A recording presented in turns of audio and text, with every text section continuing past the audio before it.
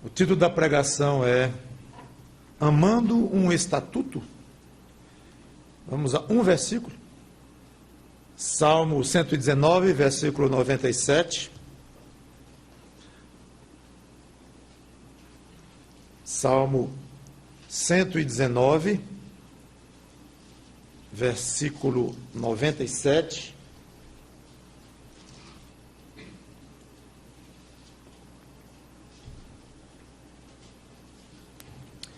Diz assim: quanto amo a tua lei, é a minha meditação todo o dia. Obrigado, Senhor Deus, pelo privilégio de transmitir a tua palavra, que eu faça de uma maneira direta, clara, ao mesmo tempo agradável aos ouvidos de quem a ouve e útil também, devendo dizer o que precisa ser dito. Quanto aos resultados, são teus. Eu não tenho nenhum controle sobre eles. Isso é muito bom, porque eu não saberia ter controle sobre as almas das pessoas, nem sobre a minha própria. Então é maravilhoso depender de um Deus que, este sim, tem controle, porque criou tudo o que existe. É em nome do Senhor Jesus Cristo que eu te entrego a pregação em si e os resultados dela. Amém. Eu tenho pregado, não de uma maneira sequencial, mas tenho falado sobre o reino de Deus, sobre o que é o reino de Deus há pouco tempo. Estipulamos algumas características do que é o reino de Deus. Falamos há um pouco mais de tempo sobre zelo pelo reino de Deus, o que é, como se deve ter. E hoje eu quero falar novamente sobre o reino de Deus. Talvez você esteja estranhando um pouco, eu tendo lido um versículo que fala da lei de Deus, e agora falando que vou comentar sobre o reino de Deus. É porque eu vou falar do estatuto do reino de Deus. Ele diz aqui: quanto amo a tua lei. Coloquemos a ênfase na expressão tua lei. Aqui é muito mais abrangente do que apenas os 10 mandamentos. Estamos muitas vezes acostumados, quando falamos em lei de Deus, pensar nos 10 mandamentos. Mas devemos enfatizar mais um aspecto, de que a lei de Deus é a Bíblia inteira. E mesmo pensando em termos de Velho Testamento, quando não existia ainda o Novo, a lei de Deus não se resumia apenas aos 10 mandamentos. Os 10 mandamentos são os pilares, ou se constituem no resumo, no que tem ali de mais em termos de princípios. Mas tudo é lei de Deus. Qualquer frase que está no Velho Testamento, você pode considerar lei de Deus. Quando veio o Novo Testamento, que aí nós gostamos de deixar para trás a expressão lei de Deus, porque veio o Novo Testamento, agora é pela graça, como se antes não fosse também, que já é outro engano, pensar que antigamente a salvação era pela lei, agora é pela graça. Errado. Nunca a salvação foi pela lei. A lei não foi dada para salvar ninguém, ao contrário, a lei foi dada para mostrar o quanto nós estávamos perdidos, irremediavelmente perdidos. A salvação sempre foi pela fé, que era um dom de Deus gratuito, e continuou sendo assim no Novo Testamento. A lei veio para nos mostrar a necessidade de algo para nos arrancar da perdição, porque pela lei ninguém nunca iria consegui-lo, porque não cumpriríamos nunca. E esse algo, na realidade, não é algo, mas é alguém, o Salvador, o Senhor Jesus Cristo. Então a lei apontava para o Senhor Jesus Cristo, que veio cumprir a lei, mas também estabelecer a continuidade de princípios muito básicos que essa lei tinha, a lei do Velho Testamento, e enfatizar alguns, talvez algumas, até com algumas pequenas novidades na ênfase. Mas não houve grandes novidades na área soteriológica, na área de salvação. Não mudou, sempre foi pela fé.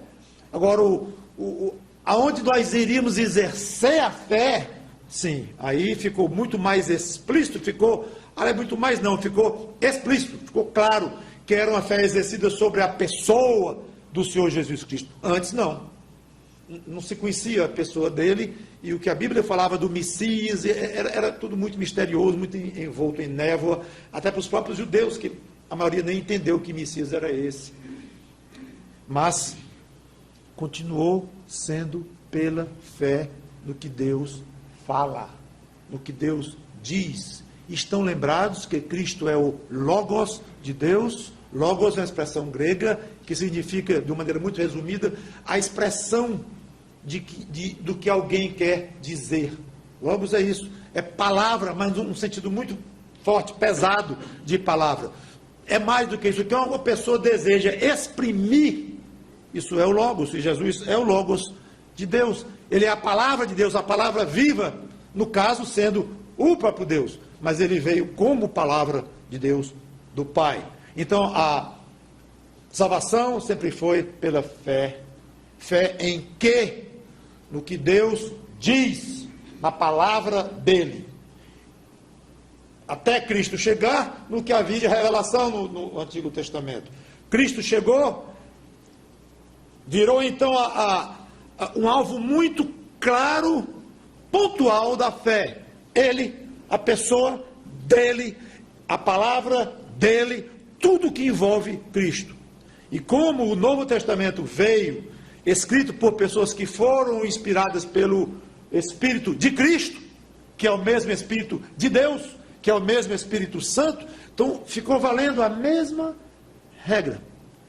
É crer no que Deus diz, no que Deus expressa. E como Cristo é tudo que Deus tem para dizer para a raça humana, é crer nele. Não mais agora numa revelação escrita ou mesmo oral, mas agora numa própria pessoa que revelou, que não escreveu, mas disse, e que inspirou muitas pessoas para escrever o que era a palavra dele. Tudo isso para dizer o seguinte: não vamos perder não é nem perder o costume, vamos perder o costume de, quando falar em lei de Deus, pensar no Velho Testamento. Aí o que eu quero dizer, vamos adquirir o costume de pensar em Bíblia como lei de Deus. Eu bem poderia ter feito, e eu confesso que tinha preparado para fazer e me esqueci. Tão grande é o nosso costume. O que eu ia fazer hoje era o seguinte: vamos abrir a lei de Deus em Salmo 119, versículo 97. É o que eu estava preparado para fazer, mas infelizmente não me lembrei. Porque eu ia pegar vocês de surpresa, eu tenho certeza. Vamos abrir a lei de Deus no Salmo 119. E eu acho que eu não tenho, não. Você tem aí? O que ele está dizendo aí? Será que é a Bíblia que ele está falando para abrir no Salmo 119? Eu queria ver o rosto de vocês, mas perdi essa. Mas se eu me lembrar outra hora, eu vou fazer. Não somente agora, mas em outras vezes. E você deveria se acostumar, não somente a fazer assim, ou falar, mas pensar. Eu vou abrir agora a lei de Deus. Eu vou ensinar a lei de Deus. Amigo, você tem a lei de Deus em casa? Como? A lei de Deus você tem em casa? Não, eu tenho a Bíblia. Mas é a própria. Estou falando é dela. Não, tem, a Bíblia eu tenho. A lei de Deus, meu amigo. A gente eu percebi recentemente que nós não temos esse costume de associar a Bíblia com o fato de ela ser a lei de Deus. Tem uns crentes de um certo grupo, e alguns não muito, inclusive não muito instruídos, que dizem lei dos crentes. E a gente ri um pouco e faz até um pouco de brincadeira nisso. Mas sabe que eu comecei a achar bonitinha essa expressão, lei dos crentes? E talvez devia ser até mais usada mesmo. Mas eu prefiro lei de Deus, eu fico com essa. Mas talvez deveríamos gozar menos quando falam assim. E eles poderiam nos gozar mais, que nunca falamos em lei de Deus. Com medo, talvez. Ih, lei! Não, lei é coisa da época do Velho Testamento. Talvez até a ideia de que quem fala nisso está anulando o Novo Testamento, anulando a cruz de Cristo, voltando para o tempo de Moisés, dos sacrifícios, dos bois sacrificados, das ovelhas. E não, lei esse negócio é complicado, falar em lei. Não é tão complicado, não. Pode falar em lei de Deus, porque o Novo Testamento inteirinho é lei de Deus. Gostoso isso. Na vida secular, qualquer discussão sobre se é razoável ou não certa coisa, rapaz, isso aqui é admissível, não é admissível, e passar pelo sinal vermelho depois das 10 da noite, é permitido, não é permitido, tudo termina com uma frase, bem curtinha, é a lei. Ou é a lei, ou não é a lei. Quando a conversa fica séria, e passa realmente para o que é aprovado ou não ao cidadão de uma cidade, ou um estado, ou um país, termina com essa frase bem curtinha. Meu amigo, é a lei. Não se discute. Ah, mas a lei não presta, tá lá, é outra história, muda a lei, tá, mas é a lei? Cale a boca e cumpra. É assim que se faz no nível mesmo da nossa vida nesta terra. Pois com a Bíblia deve ser da mesma forma, só que no nível espiritual. Qualquer discussão existencial que fala da vida, do pós-morte e tudo mais, valores eternos, deve terminar com. Mas, meu amigo, é assim que a Bíblia diz. E a Bíblia é a lei de Deus. Fim. Acabou. É o que Deus tem. É da Bíblia a última palavra. Eu vou ler para vocês 2 trechos, que são os trechos mais importantes na Bíblia, para se mostrar que a Bíblia é a palavra de Deus. E, portanto, não tem erro. São passagens clássicas, conhecidas de cor por qualquer um que conhece um pouquinho mais das Escrituras. Se você não conhece de cor ainda, talvez grifar na sua Bíblia, e escrever no seu caderno, no seu notebook, no seu computador, e decore, porque vai ser útil na hora de você falar da Bíblia para alguém. 2 passagens, as mais clássicas, qualquer livro de teologia elementar que você abre, estão lá as 2 passagens sobre a inspiração das Escrituras, que é a palavra de Deus. 2 Timóteo, capítulo 3, versículos 14 a 17.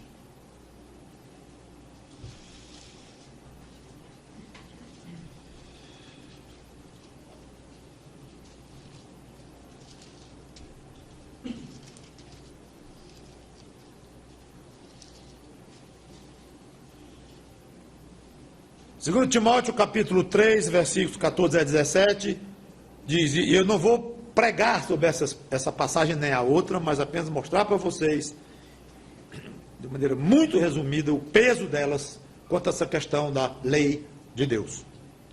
Tu, porém, Paulo escrevendo a Timóteo, permanece naquilo que aprendeste e de que foste inteirado, sabendo de quem o aprendeste. E que, desde a infância, sabes as sagradas letras, que podem tornar-te sábio para a salvação pela fé em Cristo Jesus. Aí vem o versículo chave deste texto. Toda a Escritura é inspirada por Deus e útil para o ensino, para a repreensão, para a correção, para a educação na justiça, a fim de que o homem de Deus seja perfeito ou completo e perfeitamente habilitado para toda boa obra. Esta expressão inspirada por Deus é uma palavra no Novo Testamento. Theopneustos, Theo é Deus. E pneustos vem do verbo pneu, que é soprar, sopro, vento. O Espírito Santo é chamado deste nome. Então, o que quer dizer aqui, essa ideia de inspirada por Deus, essa tradução, pessoalmente, não acho muito feliz. A ideia melhor é que Deus soprou, Deus falou para a pessoa. É algo que veio de fora para dentro, de Deus para a mente, o coração de quem estava escrevendo a palavra de Deus, ou até pregando a palavra de Deus. O termo inspirar, quando esse rapaz, aquele poeta, estava inspirado quando escreveu aquela poesia. Como é que nós associamos a ideia de inspiração? Veio de dentro. A pessoa estava vendo a lua cheia, um belo pôr do sol, e dentro dele nasceu, então, aquela vontade de escrever uma coisa bonita, e ele já tem aquele dom poético, e fez um belo poema. Ele foi inspirado quando fez aquilo. Então, esta ideia de uma inspiração individual que Paulo teve, ou qualquer escritor da Bíblia, só estava lá orando, meditando, aí sentiu dentro dele alguma coisa muito especial e começou a escrever para os Gálatas. E ali estava a epístola de Gálatas, inspirada pelo Espírito Santo. Não! Não foi assim que Paulo foi inspirado pelo Espírito Santo. Paulo foi soprado nos ouvidos de Paulo, na mente de Paulo, foi soprado por Deus dentro de Paulo, de fora para dentro. Paulo escreve isto. Não que ele tenha ouvido, de fato, uma voz, de maneira audível, pode até ter ouvido. Há casos em que a Bíblia diz que Deus citou coisas para ser dito, de fato. Mas não obrigatoriamente ocorreu assim o tempo todo. Mas uma convicção tão forte que quem escreveu pode até achado que veio de dentro. Puxa, hoje eu estou inspirado, como o poeta diria. Pode ser que a sensação de quem o escreveu fosse assim. Mas não era o que estava acontecendo, algo que nasceu dentro do autor sagrado, ou da palavra, autor da palavra sagrada. Não, mas foi colocado dentro. Deus soprou, Deus colocou. O que Deus soprou diretamente tem erro? Poderá ter erro? Claro que não. Então aqui fala a origem das Escrituras e fala a utilidade das Escrituras. Aí já seria uma pregação para explicar cada palavra deste belo texto aqui. Vamos a 2 Pedro 1, 20 e 21, que é a outra passagem.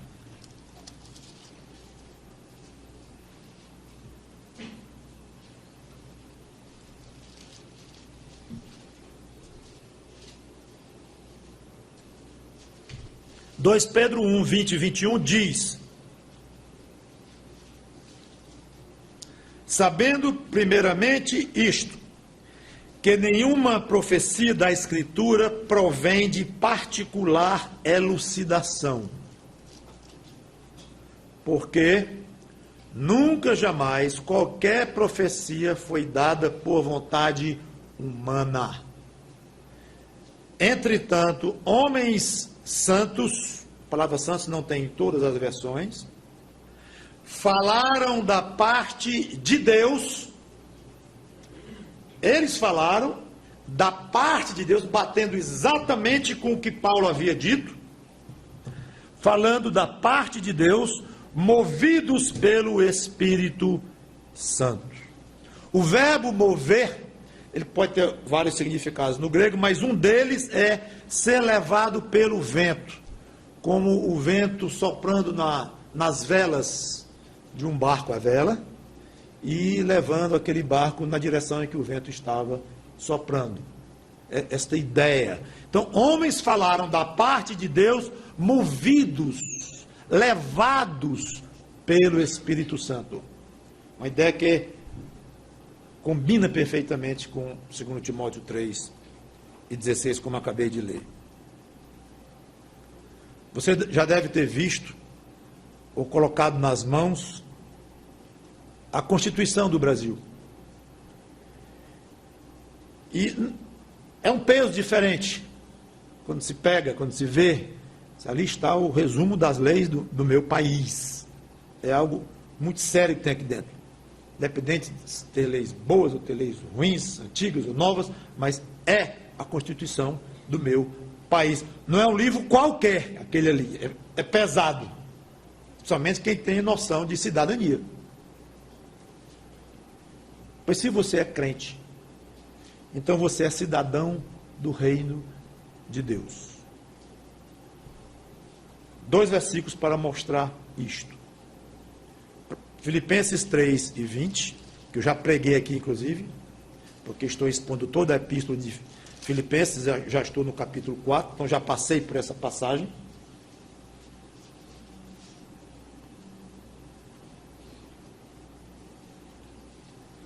Filipenses 3 e 20. Pois a nossa pátria está nos céus, de onde também aguardamos o Salvador, o Senhor Jesus Cristo. Então, Paulo não tinha uma pátria aqui. Tinha Israel. E ele era orgulhoso desta origem judaica dele. Ele sabia que era, ele sabia até de cor a tribo a que ele pertencia, a descendência dele todinha. Ele tinha consciência e chegou a ponto de dizer que preferia até ser anátema por amor aos compatriotas dele, os judeus. Então ele tinha uma noção de cidadania terrena, forte. Este homem diz, nossa pátria está nos céus. Espera aí, Paulo, como é? É claro. A pátria aqui é altamente secundária. É uma circunstância. Vai terminar assim a cidadania física que você tem pelo local onde você nasceu. Mas a pátria mesmo definitiva, a pátria eterna, a pátria para a qual nós devemos viver de maneira prioritária e mais praticar uma cidadania correta, linda, digna, não é o Brasil, não. É o céu. É a pátria celestial. Sim, bons cidadãos brasileiros devemos ser, sem dúvida. Mas, repito, isso é secundário, altamente secundário, circunstancial, porque um irmão nosso que mora no Japão vai dizer a mesma coisa. Não, eu morro pelo Japão, se precisar entrar numa guerra eu entro, mas minha pátria mesmo é no céu. Ele com os olhinhos bem puxadinhos e vai dizer a mesma coisa que nós, nossa pátria está nos céus. Alguma vez que você já pegou a Bíblia, pensou, aqui está um cidadão do reino de Deus, alguém cuja pátria está nos céus, tomando nas mãos a constituição desse reino, com todas as informações, as instruções, os padrões, os conceitos que o rei quis revelar para os seus súditos. Então, quando nós olhamos para a Constituição do país e sentimos um peso, esse peso deve ser muito pequeno, muito leve, quase nada, comparado com o peso quando nós tomamos a Bíblia, a lei de Deus, nas mãos, porque somos cidadãos de um reino do qual a Bíblia são os estatutos. Dá uma responsabilidade grande. E é para dar mesmo.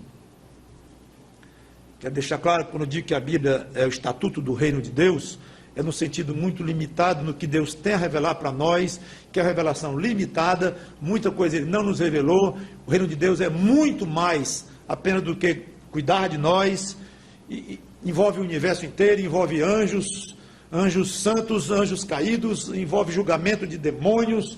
Então é muito complexo, claro.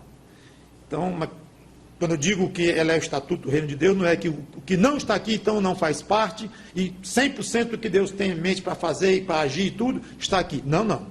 Mas no que concerne a nós, como cidadãos do reino de Deus, como seres humanos, o que ele quis transmitir do reino dele para nós, está aqui. Então, do nosso ponto de vista limitado, pequeno, frágil, é o estatuto do reino de Deus. Não tem outro. Ninguém pode chegar e colocar nas suas mãos qualquer coisa que possa dizer, isso aqui é um complemento à lei de Deus. Isso aqui foi feito depois, é algo mais novo, é uma atualização, é uma edição, que aliás é o que as seitas fazem. As seitas são mestras em fazer isto. Pegam a Bíblia e dizem, muito bom, ótimo, palavra de Deus. Mas teve um homem que Deus inspirou, que Deus orientou, para quem Deus revelou algumas coisas, aí vem mormonismo, adventismo, aí vem todas essas religiões que usam a Bíblia, mas além da Bíblia, catolicismo romano, além da Bíblia tem algo mais, como complemento absolutamente perigoso, ilusório, embora pareça razoável. A Bíblia tem 2000 anos, ela é muito compacta, ela é muito difícil de entender, ela é muito cultural, ela é muito circunstancial para aquela época, então é razoável. Se um livro de 15 anos atrás passa por uma edição, se a gente pega um livro de 80 anos atrás, já não entende algumas palavras, como é que eu vou entender a Bíblia? Então, é razoável, à primeira vista, que venha alguma coisa mais nova e que Deus use seres humanos, como usou seres humanos para fazer a Bíblia, é razoável que ele vá acrescentando algumas edições, Bíblia 1.0, a Bíblia 2.1, como temos hoje o costume de ver os softs aí se aperfeiçoando. Não. Não é assim, não funciona. Se parecer lógico, esqueça a lógica, porque mais lógico do que isso a palavra de Deus é uma só, e ele disse que ela estaria resumida a este conjunto de livros, que é isso que a Bíblia é. Então, o salmista, voltando, diz, quanto amo a tua lei. Eu nunca estudei direito, aqui tem alguns advogados e vários outros deverão me ouvir nesta pregação. Eu não sei o que os professores dizem na aula deles lá. Mas o que eu acho é que o que o país espera do seu cidadão é que ele obedeça às suas leis. Se o cidadão concorda com as leis, se acha bom, se acha ruim, se acha a lei tal retrógrada, a lei tal é isso ou aquilo, não interessa aos olhos da nação. É um problema pessoal. Ah, você não gosta dessa lei, não? Não. Ah, então por isso eu vou lhe dispensar. Não, é uma questão sua. O senhor tem direito de não gostar desta lei, de se revoltar contra esta lei, seja lá o que for, mas o senhor caiu nas malhas da lei e o senhor vai ser julgado conforme a lei. Também o juiz deve estar muito interessado em saber se o cidadão ali que está sendo acusado de alguma coisa, o réu, se ele conhece muito a lei, o senhor conhece pouco? Ah, entendi, então o senhor não sabe a lei direito, está dispensado. Não creio que seja assim, é a lei. Então, compete a todo cidadão conhecer a lei. Se ele conhece pouco, se conhece muito, é questão pessoal dele. Tem de obedecer e pronto. Mas o salmista mostra um sentimento muito peculiar com relação à lei de Deus.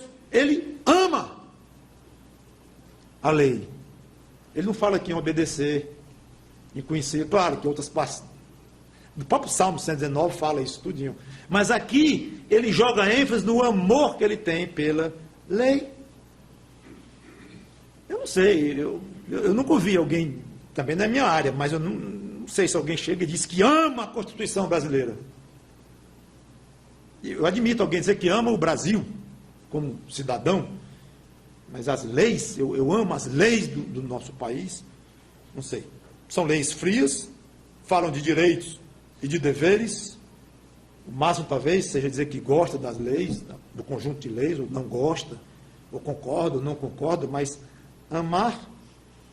Além do mais, estamos falando de leis feitas por homens falhos.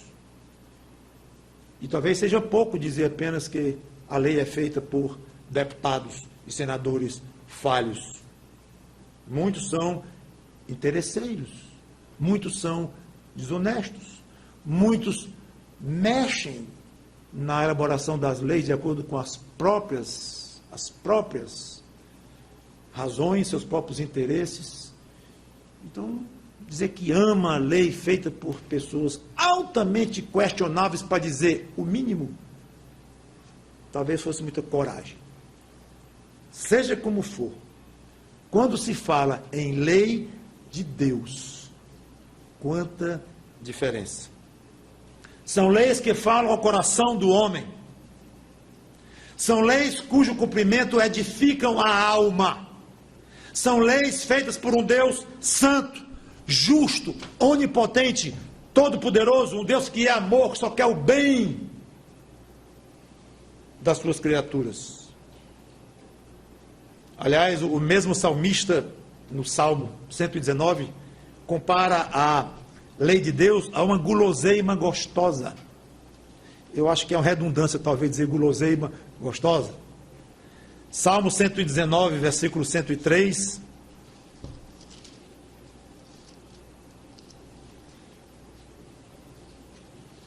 Quão doces são as tuas palavras ao meu paladar, mais que o mel à minha boca.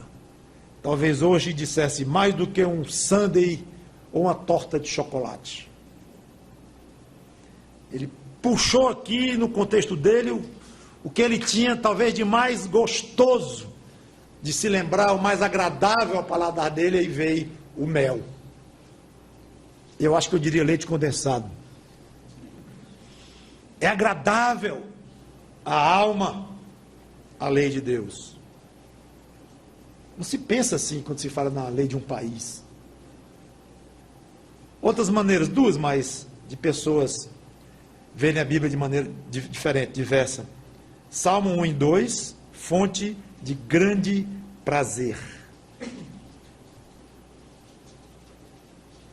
Salmo 1 e 2.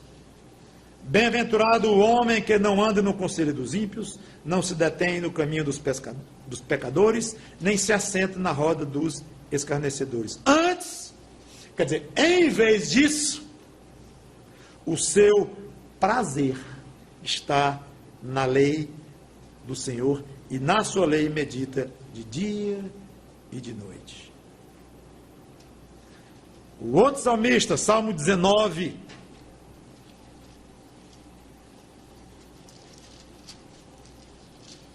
Salmo 19, versículos 7 a 10. A lei do Senhor é perfeita e restaura a alma. O testemunho do Senhor é fiel e dá sabedoria aos simples. Os preceitos do Senhor são retos e alegram o coração. O mandamento do Senhor é puro e ilumina os olhos. O temor do Senhor é límpido e permanece para sempre. Os juízos do Senhor são verdadeiros e todos igualmente justos. São mais desejáveis do que ouro, mais do que muito ouro, depurado. E são mais doces do que o mel e destilar dos favos. Então esse aqui falou primeiro do aspecto de tesouro. Aí depois comentou que o outro já tinha dito o aspecto de ser agradável ao paladar. E Salmo 1, fonte de grande prazer. É por isso que o salmista aqui diz: eu amo a tua lei. Tem muito motivo para ele dizer isso. É a minha meditação todo o dia. Quando o salmista diz que ama a lei, é implícito que ele a conhece. Ele obedece. Seria estranho dizer que amava a lei de Deus, mas não conhecia. E não sabia nem o que dizia essa lei que ele amava. Estranho. E mais estranho ainda é conhecer e não obedecer. Faz tudo o contrário, mas eu amo. É estranho também. Então é implícito. Ele conhece e obedece, pelo menos obedece no que ele pode e levava a sério. Já comentei que obedecer 100%, ninguém, só Cristo. Agora, não se trata aqui de um conhecimento imposto, obrigado, vai para a aula. Mamãe, eu não quero, vai para a aula. Você tem que aprender matemática, português, tem que aprender. E é uma novela quando uma criança não quer ir para a aula, o pai não sabe se bate, se bota de castigo, se tenta prometer coisa para poder comprar a criança, ou negociar, um tem um jeito, outro tem o outro, eu não vou tratar disso agora, eu sei que é muito complicado, porque a criança tem de ir para a aula, é inadmissível que os pais não cheguem a ter condições de colocar a criança na aula, que vai crescer analfabeta, e sem a menor condição de lutar pela sua sobrevivência nessa vida. Tem, é algo absolutamente imposto, obrigatório, ou por bem, ou por mal, ou palmada, eu não sei, mas aquele menino vai acabar na aula, não tem perigo, independente do método do pai. Não é assim para com a lei de Deus. Tem que aprender a lei de Deus, tem que aprender a Bíblia, tem que decorar, tem que saber. Que tem, mas não é algo visando apenas a obediência. Não, você é filho de Deus, tem que obedecer a Deus. Deus se expressa através da lei, das leis de Deus, que é a Bíblia. Então você tem que aprender. Mas por quê? Para obedecer. Tá certo, tem que conhecer mesmo, tem que obedecer mesmo, mas a motivação por trás não funciona. Ser algo imposto, frio, não dá. E nem a obediência vai ser também uma coisa mecânica, legalista. Eu penso para não ser punido. Eu tenho morro de medo de não fazer o que Deus manda na lei dele, porque vai me punir. Deus vai me punir. Que Deus pune. Devemos ter temor a Deus, devemos. E pode até ser um elemento que nos leva a obedecer, fazer parte da composição dos motivos que levam um crente a obedecer a Deus. Pode, tem o seu lugar o temor a Deus. Concordo. Mas para ser o motivo, ou pelo menos o principal, o que lhe move a obedecer a lei de Deus, ou as leis de Deus na Bíblia, é o medo da lapada, da disciplina. Tem algo errado com esse crente. Ele está perdendo muito deleite na sua alma. De acordo com o que o salmista fala, o conhecimento e a obediência estão intimamente interligados com o quê? Com o amor que ele tem pela lei. Quanto mais ele ama, mais quer conhecer. Quanto mais conhece, mais quer obedecer. Quanto mais obedece, mais se sente feliz, porque está obedecendo, e mais ama. Quanto mais ama, mais quer conhecer. É um ciclo virtuoso, em que uma coisa alimenta a outra. Não é uma coisa estática, segmentada, fria. Resultado, a lei de Deus não saía da cabeça e do coração do salmista. Eu amo a tua lei, é a minha meditação todo o dia. Direto, está aqui todo o tempo. Porque eu amo, obedeço, conheço, quanto mais eu amo, mais eu quero, mais quando eu quero, mais eu obedeço, e fica uma coisa alimentando a outra. Então, tomou conta da mente, da alma dele. Irmãos, aqui está o foco da pregação, que eu já quero começar a reduzir a velocidade para encerrar. Aqui está o foco. Deixe-se envolver profundamente pela Bíblia. Eu não estou apenas dizendo, leia a Bíblia todos os dias, porque a Bíblia é a lei de Deus. Claro que isso está incluído, mas é muito mais. Quando eu digo, deixe-se envolver profundamente pela Bíblia, eu estou querendo dizer, encha a sua mente com pensamentos saudáveis. A passagem está lá em Filipenses 4, 7 e 8, que eu acabei de pregar aqui na igreja, semana passada e atrasada. Então, não vou ler nem a passagem. Agora, é bom lembrar que, do jeito que devemos encher os nossos pensamentos com coisas saudáveis, lembre-se, não existe na literatura humana, não existe pensamentos mais saudáveis do que na Bíblia. Não existe. Então, você quer cumprir Filipenses 4, 7, 8, encher sua mente de pensamentos, tudo que é puro, respeitável, amável, tudo aquilo, toda aquela lista, a Bíblia é a número 1. Alimente a sua inteligência com os princípios do reino a que você pertence, do reino de Deus. Deuteronômio 6, 5 a 8.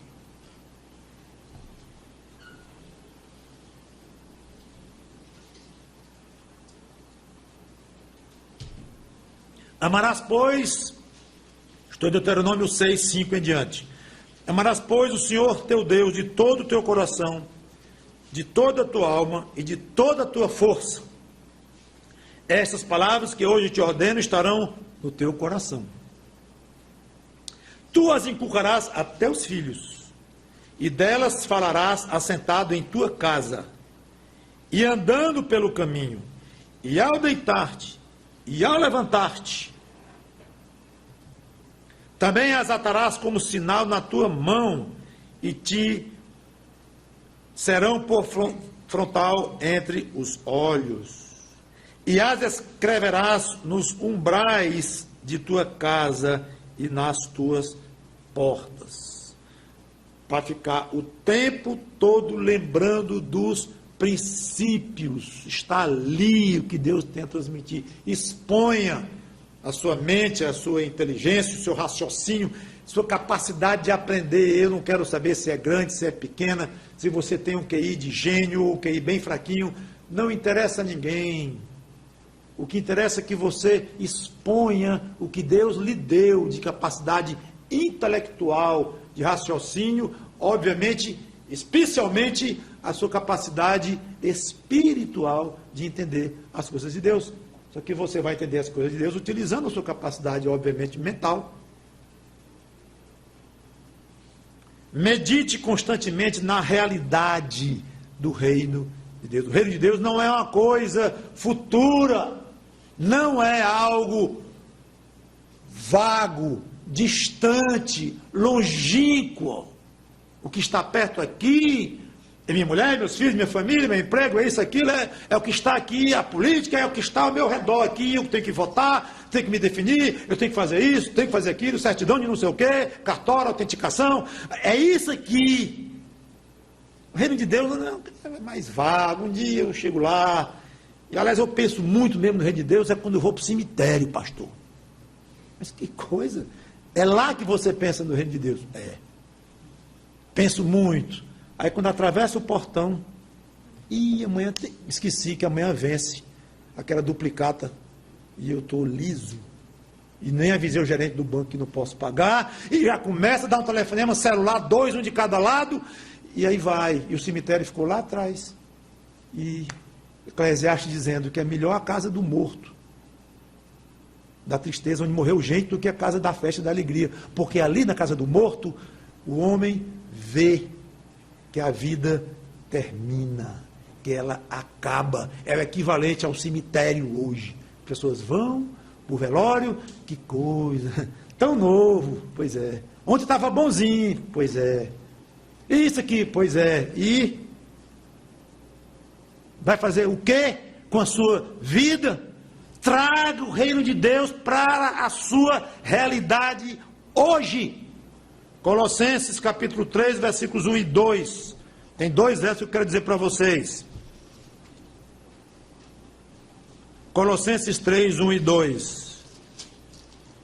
Diz: portanto, se fosse ressuscitados juntamente com Cristo, buscai as coisas lá do alto, onde Cristo vive assentado à direita de Deus. Parece que Paulo achou pouco, porque ele diz no versículo 2, de novo, só que usando outro verbo: pensai nas coisas lá do alto, não, agora os aspectos ao contrário, não nas que são aqui da terra. No primeiro versículo ele usou o verbo que significa procurar pelo pensamento visando descobrir alguma coisa, meditar, usar raciocínio para investigar alguma coisa. É um verbo rico, que ele usou no versículo 1, no versículo, traduzido por buscai. No versículo 2, traduzido por pensai, ele usou um outro verbo que significa pensar, dirigir a mente para algo, procurar. Claro que tem algo em comum esses dois verbos, mas são diferentes e tem algumas nuances diferentes. Paulo sabia da nossa tentação, que não é só sua não é só minha não, devia ser dele também, de quê? Exatamente o que eu falei, de ficar limitado às coisas daqui e ir buscando e pensando e meditando nas coisas desta terra. Conheça melhor as profecias sobre esse reino, que é outra área muito, muito desprezada pelos crentes. E alguns que gostam demais terminam exagerando, como eu gosto de dizer, meio brincando, não sei nem se deveria brincar, mas que tem alguns grupos que um rabino tosse lá em Israel, é uma profecia cumprida aqui. Então, eu acho um pouco exagerado e que procura ver em cada coisa, no discurso que o primeiro-ministro de Israel fez, um encontro de duas autoridades, uma palestina com um israelita e outro lá com um americano, juntou ali, profecia cumprida. Pessoalmente eu acho que é ir para um lado de exagero, porque acaba se mostrando um pouco vazio. Mas ir para o outro extremo não é sábio. Não, a profecia é um negócio muito complicado, e quem entra nisso acaba ficando meio fanático pelo negócio de profecia, só fala em profecia, eu não vou nem entrar. Não está sendo sábio. Entre, leia nas Escrituras, procure livros moderados, prudentes, existem excelentes que falam sobre o assunto, e é fantástica essa área na Bíblia, é espetacular, profecias. E olhe o que Cristo disse através do apóstolo João, no livro de Apocalipse, no comecinho do livro, e no final do livro de Apocalipse, que é um livro inteiro de profecias. Vamos lá, Apocalipse 1, versículo 3. Bem no começo, claro, né? Terceiro versículo do livro. Bem-aventurados aqueles que leem e aqueles que ouvem as palavras da profecia e guardam as coisas nela escritas, pois o tempo está próximo. Pule lá para o 22, último capítulo do livro, versículo 7, que diz assim: eis que venho sem demora, bem-aventurado aquele que guarda as palavras da profecia deste livro. Praticamente uma repetição da abertura do livro foi feita agora no final do livro.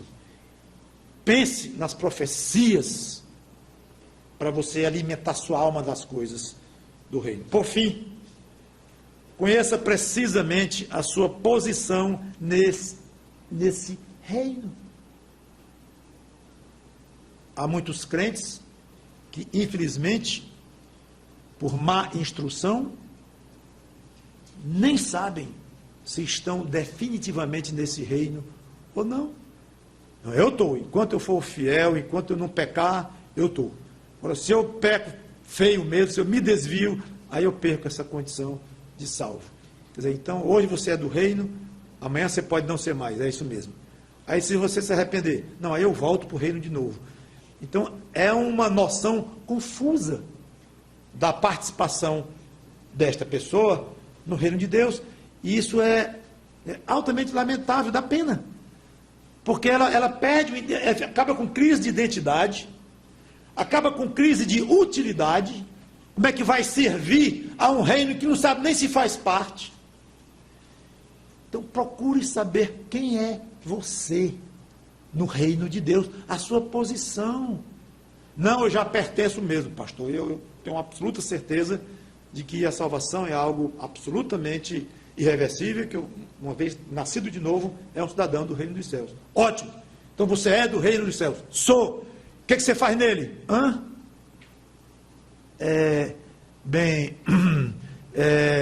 que eu faço nele? Você ouviu a pergunta.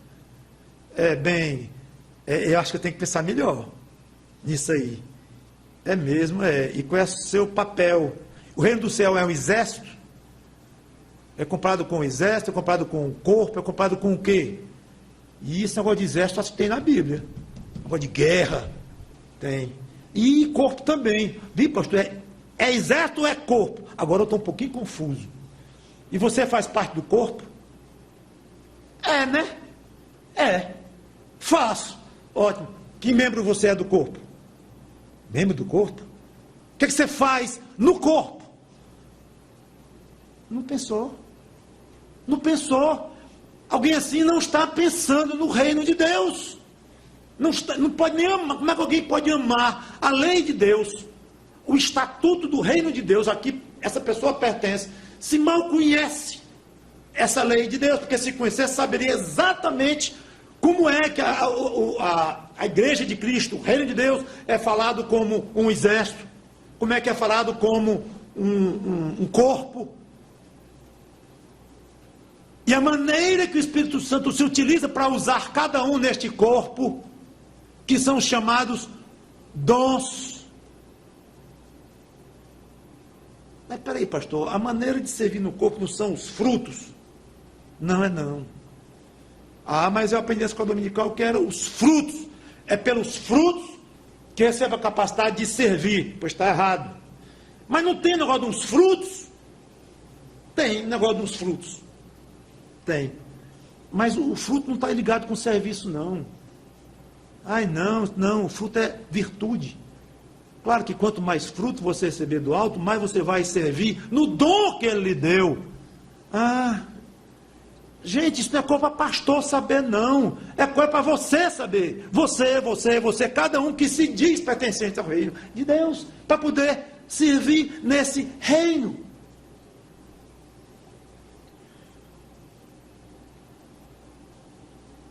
Eu vou ler só uma passagem e vou encerrar. Aliás, duas. 1 Coríntios capítulo 4, versículo 2.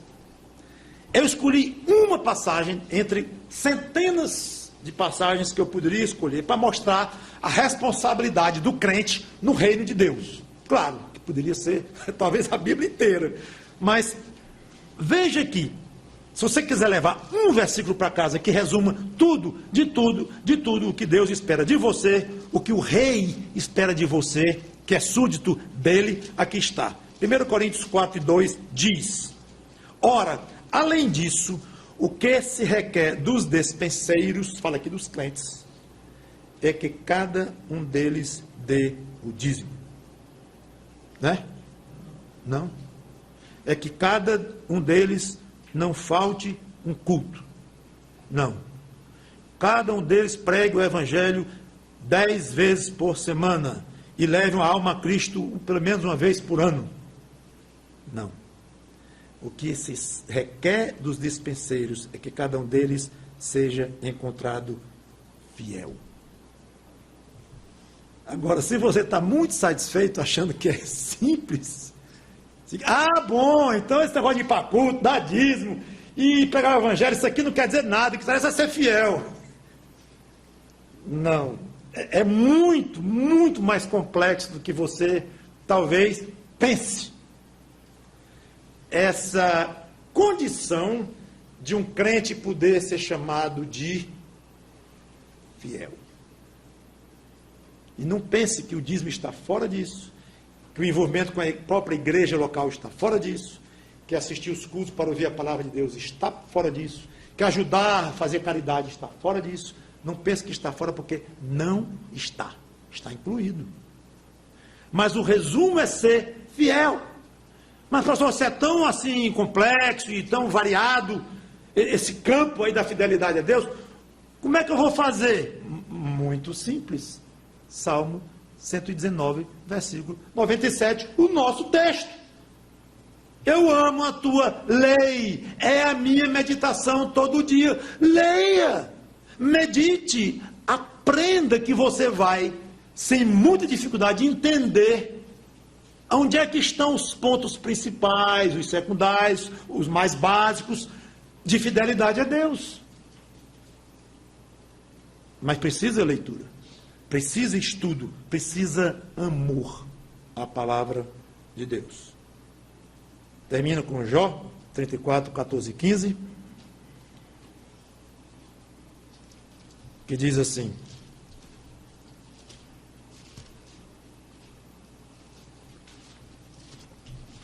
Jó 34, 14 e 15. Se Deus pensasse apenas em si mesmo, é fantástica essa passagem. Se Deus pensasse apenas em si mesmo e para si recolhesse o seu espírito e o seu sopro, toda a carne juntamente expiraria e o homem voltaria para o pó. Então, a minha maneira de encerrar vai ser lembrando a maravilha que é Deus não pensar só em si mesmo, mas também em nós. E pela sua graça, sua misericórdia, Ele nos incluiu no reino dEle. E Ele nos deu claras instruções sobre como nos adequar cada vez mais nesse reino. Meu desafio a cada um é que estejamos sempre pensando nesse reino, desejando ardentemente se encontrar pessoalmente com o Rei, Senhor Jesus Cristo, e orando como Ele mesmo ensinou aqui em Mateus 6 e 10, venha o teu reino, venha, porque se nós amamos a lei de Deus, o estatuto do reino de Deus, quanto mais nós amaremos o próprio reino de uma maneira plena. E se nós amamos o reino de Deus, quanto mais nós amaremos o próprio Rei, o próprio Deus, com o qual nós vamos morar e viver eternamente, para a honra e glória dele. Vamos orar. Santo Deus, nosso bom Pai, obrigado pela tua palavra, que o teu Espírito Santo ajude cada um que ouviu e a mim mesmo que pregou, para nos edificarmos com ela. É em nome do Senhor Jesus Cristo que eu te peço e agradeço. Amém.